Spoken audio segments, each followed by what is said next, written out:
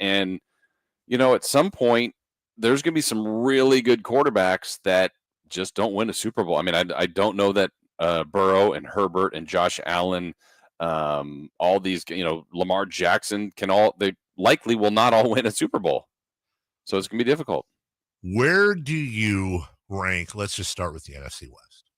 This is so impossible, but going into the season, where do you rank Trey Lance when it comes to the NFC West itself? Generally, me personally, I'd like to see a resume because that's where you go off of, right? So you now have Stafford, who has a career numbers that are staggering, honestly, of, he's going to end up really high up there. And now he's got a Super Bowl to back it up. So, I mean, I'd go Stafford.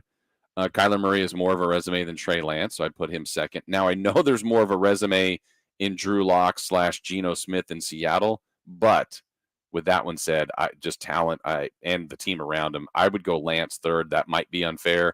Maybe it's right on, but I would go Stafford, Murray, Lance, and then whatever Seattle's going to throw out there. Yeah, and I think you're right. I mean, who knows what's going to happen? Obviously, we're not even in preseason yet, technically, but yeah, whatever Seattle's got. Fun question. Yeah. What if Seattle gets Jimmy Garoppolo? Oh, okay. I will tell you this much. If Seattle gets Jimmy Garoppolo, I don't know that Trey Lance is going to be better than Jimmy Garoppolo, but I would say this. I think Trey Lance is going to have far more weapons than Jimmy Garoppolo. Apologies to DK Metcalf and friends. I think he's going to have far more weapons than Jimmy Garoppolo. Plus, Jimmy will be learning a brand new offense. So I still would probably bet on Trey Lance having better numbers. Yeah, and I guess on that note, to Jay's point, I'd put Jimmy G third, and people might say that's crazy, but I'm going off of I've known he can get a team to a Super Bowl. I've seen him pass for nearly 4,000 yards and 20 plus touchdowns. I see the mistakes too. We're just all assuming, Trey Lance is gonna be great. Well, we don't know. He might be. But I would go into the year if Jimmy G was Seattle, I'd put Trey Lance fourth. Okay. And now that's going in, and It could change by 2 weeks. And by the way, I would I want to point this out because, hey, we're doing sports radio. Right. And we're very aware, we're not obtuse about this, that this exercise on August 10th, I won't say it's futile. We all predict things. We all do mock drafts. We all guess who's going to be the Super Bowl champion, blah, blah, blah. But I would guess this much. I'll bet you that Freddie and Frankie in Kansas City a few years back probably did a where would you rank Patrick Mahomes in the AFC? And my guess is even them being homers had no clue that Patrick Mahomes would throw for 50 touchdowns and 5,000 yards. Right. So we don't know. And of course, more often than not, it goes the opposite way and the guy tanks. Now we're looking at the NFC. And just, again, you got to base it on weapons, projections, this and that. Trey Lance, I'll just run down a little bit here. Better Dak Prescott?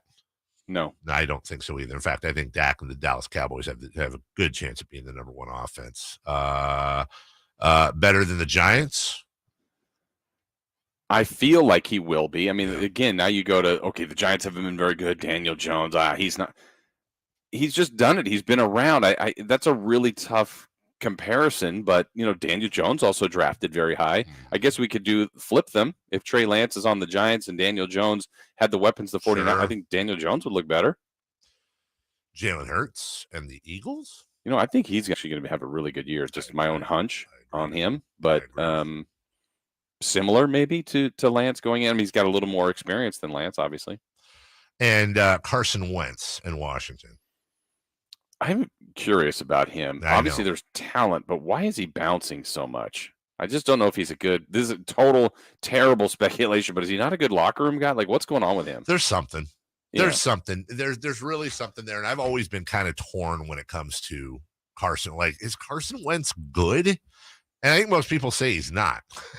But I would also point out that Carson Wentz at times has looked very good. Mm-hmm. And I don't know if it's the team he was on in Philly. I don't know. I mean, Indy last year, he threw for 3,500 yards, 27 touchdowns, 7 picks.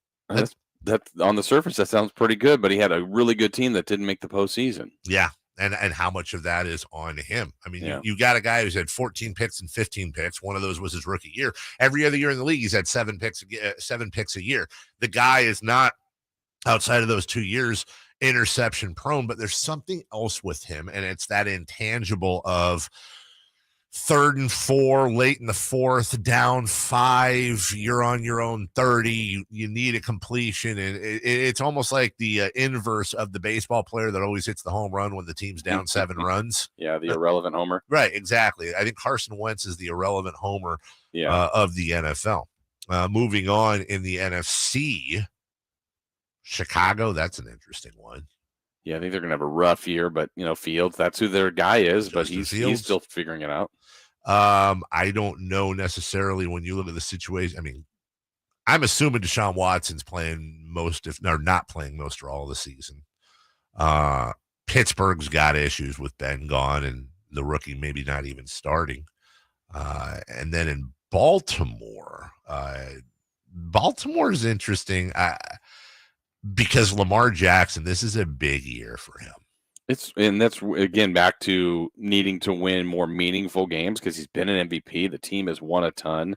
He's got great stats, but it feels like it's incomplete for him where for some reason, right? There's other guys that have had stats similar to him that we just praise more than Lamar Jackson.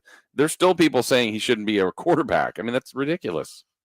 Green Bay, no chance. Tampa Bay, no chance. We already went over the NFC West. I mean, honestly, you can put him in. I would take the potential of Trey Lance over what's going on in Detroit.